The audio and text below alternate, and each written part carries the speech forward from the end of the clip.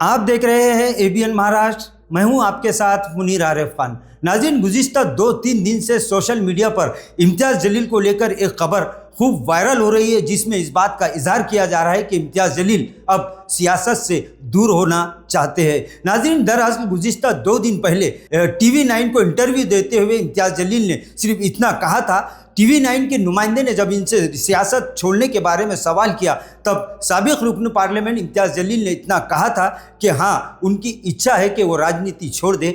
दरअसल उन्होंने आगे बात करते हुए ये भी कहा कि इस वक्त महाराष्ट्र ही नहीं बल्कि पूरे मुल्क में जिस तरह की घटिया सियासत उरूज पर आ चुकी है, उससे ऐसा लगता है कि अब शरीफ लोगों का सियासत में कोई हिस्सा नहीं रहा है। थोडक्यात राजकारणातून निवृत्त होत आहे की काय?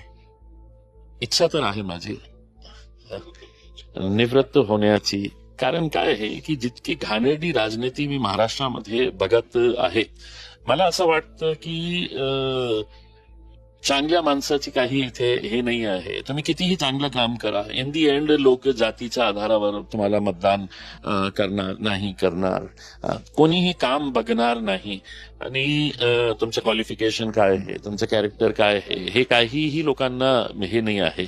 इन दी एंड जाऊन ते फक्त जाती आणि धर्माच्या आधारावर मतदान करत असेल तर ही खूप वाईट परिस्थिती महाराष्ट्रामध्ये निर्माण झालेली आहे। आणि दुसरीकडे मागच्या 2-3 वर्षामध्ये ज्या प्रकारे जे राजनीतीमध्ये काहीतरी नैतिकता होती ते आज नाही आहे, कुठेही नाही आहे। कोणत्याही पक्षामध्ये ते नैतिकता राहिलेली नाही आहे। संध्याकाळी एका पक्षामध्ये असतो, आपण उठल्यानंतर सकाळी आपल्याला हे होतो की नाही, तो ज्या पक्षातून त्या पक्षामध्ये गेलेले आहे। तर काही आयडियोलॉजी राहिलेली नाही आहे। पैशासाठी, सत्तेसाठी अशा उड्या मारत चाललेला आहे। ते माझा स्वभाव तसा नाही आहे। मी तर ऍक्सिडेंटली एक 28 दिवसामध्ये आमदार झालो होतो, 22 दिवसामध्ये खासदार झालो होतो। म्हणजे माझ्यापेक्षा मला असं वाटत नाही कोण इतकं नशीबवान असेल की 2 टर्म्स सलग मी एक आमदार आणि खासदारकी का हे झालं।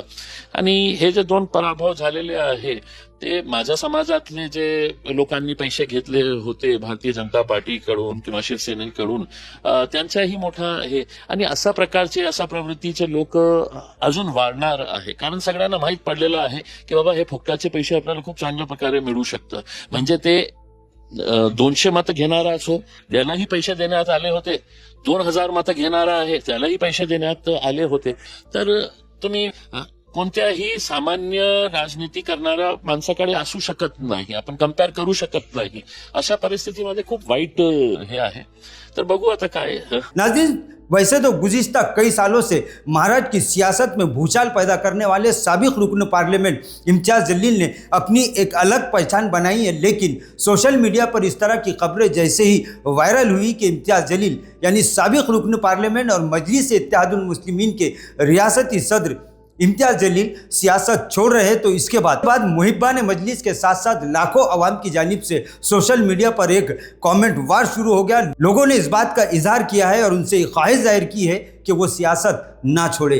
नाज़रीन, आपको याद होगा कि 2014 में जब महाराष्ट्र में असेंबली इलेक्शन का भूगोल बजा, उस वक्त औरंगाबाद शहर की अगर बात की जाए, क्योंकि औरंगाबाद शहर की सियासत पूरे महाराष्ट्र की सियासत में एक अपना अलग ही असर रखती है, लिहाजा इस मौके पर औरंगाबाद शहर के कई बड़े सियासी दिग्गज नेता मजलिस इत्तेहादुल मुस्लिमीन के टिकट के लिए कतार में लगे हुए थे। लेकिन मजलिस सुप्रीमो असद अवैसी ने नाज़रीन असेंबली इलेक्शन से सिर्फ 18 दिन पहले एक चौंकाने वाला फैसला करते हुए पूना में सहाफत के मैदान में अपनी खिदमत अंजाम दे रहे इम्तियाज़ जलील को औरंगाबाद शहर से मजलिस इत्तेहादुल मुस्लिमीन का सेंट्रल असेंबली हल्के से उम्मीदवार बना दिया, जिसके बाद औरंगाबाद ज़िला या महाराष्ट्र में किसी भी तरह की कोई सियासी हलचल नहीं हुई थी। इस तरह के ख्यास लगाए जा रहे थे कि इम्तियाज़ जलील चूँकि सियासत में एक नए हैं, लिहाजा इससे शिवसेना, बीजेपी, कांग्रेस, एनसीपी या तमाम ही सियासी पार्टियों को कोई नुकसान नहीं होगा। लेकिन नाज़रीन, महाराष्ट्र में 2014 में हुए असेंबली इलेक्शन में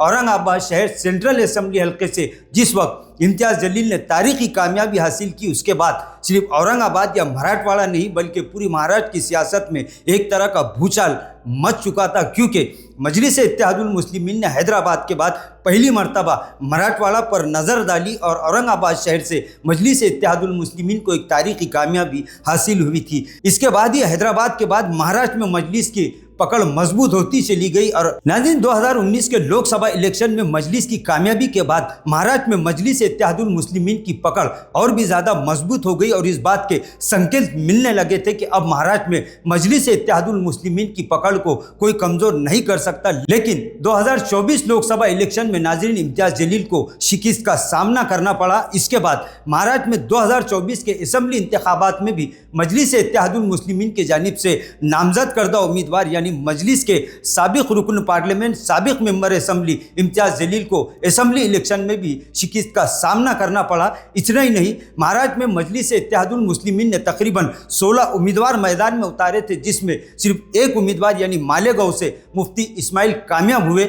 इसके बाद लगातार शिकस्त हासिल करने की वजह से मजलिस का गिराव कम होता गया और मुहिब्बान मजलिस में एक तरह की बेचैनी साफ तौर पर झलकने लगी। लेकिन नाजरीन, इसी के बाद दिल्ली असेंबली इलेक्शन का ऐलान हुआ और इस तरह के कयास लगाए जा रहे थे, इस तरह का दावा मजलिस की जानिब से भी किया गया था कि अब दोबारा मजलिस दिल्ली असेंबली इलेक्शन में वापसी करेगी और अपना सियासी गिराव बढ़ाने में ज़रूर कामयाब होगी। लेकिन दिल्ली असेंबली इलेक्शन में भी मजलिस इत्तेहादुल मुस्लिमीन के जो 2 उम्मीदवार मैदान में थे, उन्हें भी करारी शिकस्त का सामना करना पड़ा। नाज़रीन, 2024 के लोकसभा इलेक्शन में शिकस्त, इसके बाद महाराष्ट्र असेंबली इलेक्शन में भी हार का सामना, इसी तरह दिल्ली असेंबली इलेक्शन में भी पार्टी का पूरी तरह से सफाया, इन तमामी बातों को लेकर साबिक रुकन पार्लियामेंट इम्तियाज़ जलील काफ़ी गुस्से में दिखाई दे रहे थे। एक तरह की मायूसी और एक तरह की नाराज़गी उनके चेहरे से साफ तौर पर झलक रही थी। लेकिन गुज़िश्ता 2 दिन पहले एक national Marathi news channel TV9 को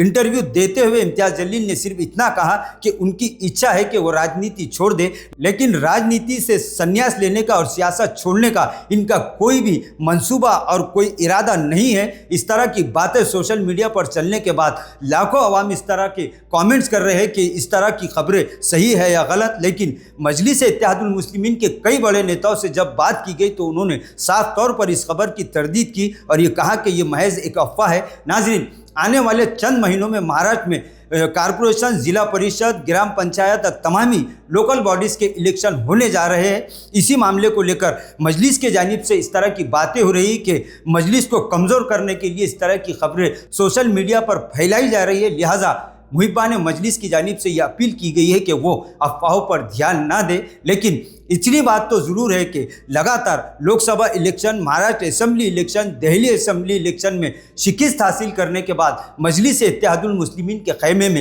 एक तरह की मायूसी तो साफ तौर पर दिखाई दे रही है। लेकिन अब इस तरह की बातें भी हो रही है कि आने वाले कारपोरेशन इंतखाबात में मजलिस इत्तेहादुल मुस्लिमीन क्या अपना वो दबदबा और सियासी असर रुखूक बचाने में क्या कामयाब होगी। इसी पर महाराष्ट्र के करोड़ों अवाम के साथ साथ मुहिब्बान मजलिस की निगाहें टिकी हुई है। अब देखना ही है कि इस तरह की खबरें वायरल होने के बाद इम्तियाज़ जलील इस मामले को लेकर क्या बयान देते हैं।